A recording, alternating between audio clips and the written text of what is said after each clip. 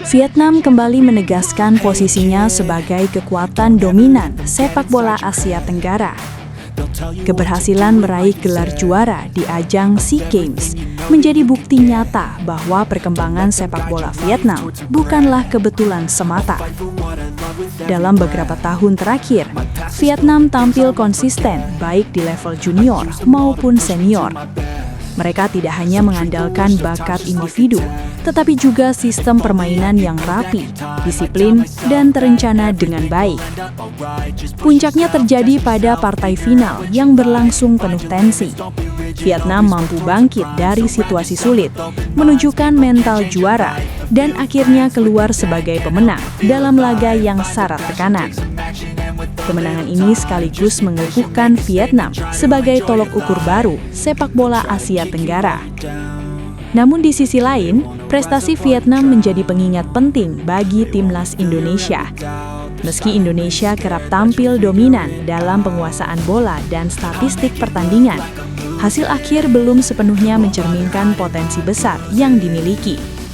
Banyak pengamat menilai, permasalahan utama bukan terletak pada bakat pemain, melainkan pada konsistensi permainan, kematangan strategi, dan kesinambungan pembinaan.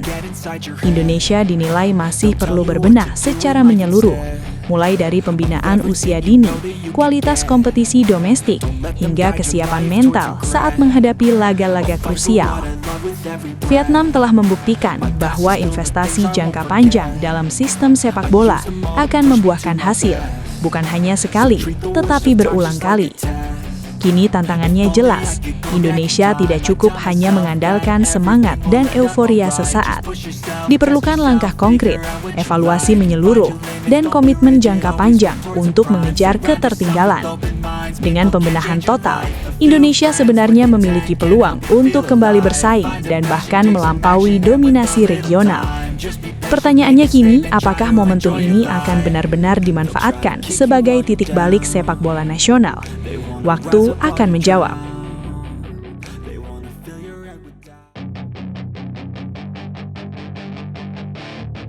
Timnas Indonesia kembali berada di titik persimpangan penting.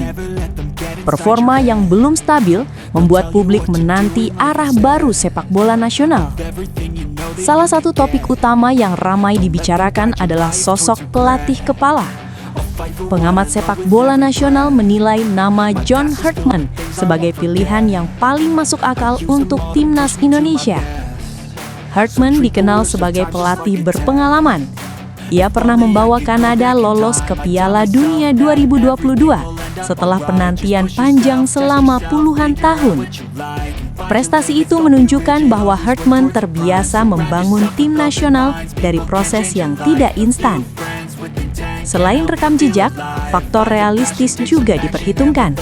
Saat ini, John Herdman tidak terikat kontrak dengan klub atau tim nasional manapun.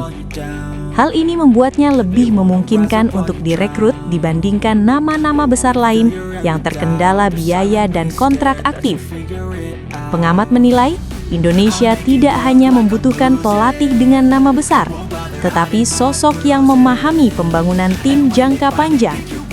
Pelatih yang mampu membentuk karakter permainan, memperkuat mental pemain, dan bekerja selaras dengan sistem federasi. PSSI sendiri dikabarkan masih mengkaji sejumlah nama sebelum mengambil keputusan final. Keputusan ini akan sangat menentukan arah timnas Indonesia ke depan. Bagi publik sepak bola nasional, siapapun pelatih yang dipilih, harapannya satu, proses yang jelas, arah yang konsisten, dan prestasi yang berkelanjutan. Make some progress, I can see that they compare. I think everyone's against me, maybe something in the air. Am I paranoid? I swear a void is forming and they're scared I won't.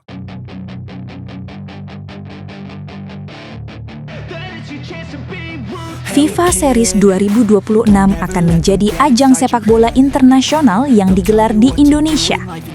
Turnamen ini diadakan pada jendela internasional antara Maret dan April 2026, tepat sebelum jadwal besar kompetisi dunia. Indonesia secara resmi ditunjuk sebagai salah satu tuan rumah FIFA Series 2026. Kepercayaan ini menunjukkan bahwa FIFA melihat perkembangan sepak bola nasional mulai menunjukkan sinyal positif. Sebagai tuan rumah, Timnas Indonesia otomatis menjadi peserta utama dalam turnamen ini.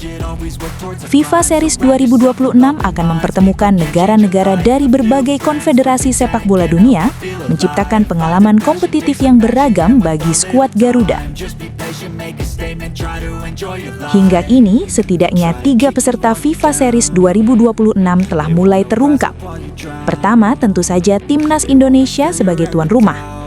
Kemudian, satu negara dari wilayah CONCACAF, yakni Saint Kitts and Nevis, yang telah mengonfirmasi keikutsertaannya. Partisipasi mereka memberikan pengalaman bertanding melawan tim dari luar Asia yang sangat berharga bagi perkembangan tim. Selanjutnya, sinyal kuat menunjukkan bahwa salah satu lawan lain akan datang dari Eropa.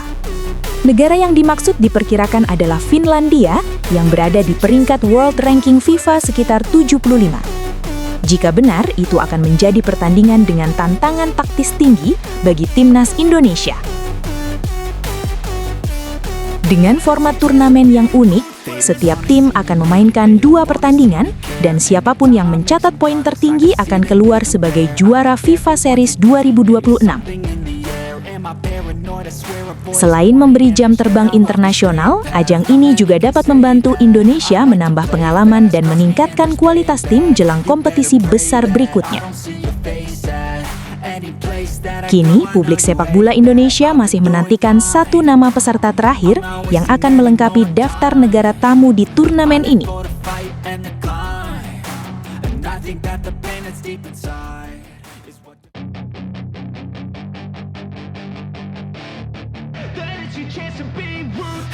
Sepak bola Indonesia menutup tahun 2025 dengan suasana yang jauh dari kata membanggakan. Bagi banyak pengamat dan supporter, tahun ini bahkan disebut sebagai salah satu periode paling menyedihkan dalam sejarah sepak bola nasional. Rentetan kegagalan yang terjadi di berbagai level tim nasional membuat publik kembali bertanya, kemana sebenarnya arah pembangunan sepak bola Indonesia? Ketua Paguyuban Supporter Timnas Indonesia, Ignatius Indro, menyampaikan refleksi yang cukup keras namun realistis. Menurutnya, hasil buruk sepanjang 2025 bukanlah semata soal kalah atau menang. Ini adalah cerminan dari persoalan struktural yang belum juga terselesaikan. Kegagalan timnas senior untuk melangkah lebih jauh dalam kualifikasi Piala Dunia 2026, tersingkirnya tim U23 dari persaingan Piala Asia, serta hasil yang mengecewakan di SEA Games 2025 menjadi rangkaian pahit yang sulit dilupakan. Indro menegaskan, masalah utama tidak selalu berada di pundak pemain atau pelatih. Seringnya pergantian pelatih, target instan tanpa perencanaan matang, serta tidak adanya roadmap jangka panjang menjadi faktor yang terus berulang dari tahun ke tahun. Ia juga menyoroti bahwa sepak bola nasional kerap dijadikan alat citraan, bukan dibangun sebagai sistem yang sehat dan berkelanjutan. Padahal, pembangunan sepak bola bukan pekerjaan singkat. Ia membutuhkan konsistensi, keberanian berbenah, dan komitmen jangka panjang. Dalam refleksi ini, supporter kembali menegaskan posisinya. Mereka bukan lawan, bukan pula penghambat. Supporter adalah mitra kritis yang ingin melihat sepak bola Indonesia berjalan ke arah yang benar. Harapan kini tertuju pada tahun 2026, bukan sebagai janji baru, melainkan sebagai titik balik yang nyata dan terukur. Karena bagi sepak bola Indonesia, yang dibutuhkan saat ini bukan sekedar optimisme, melainkan perubahan yang sesungguhnya.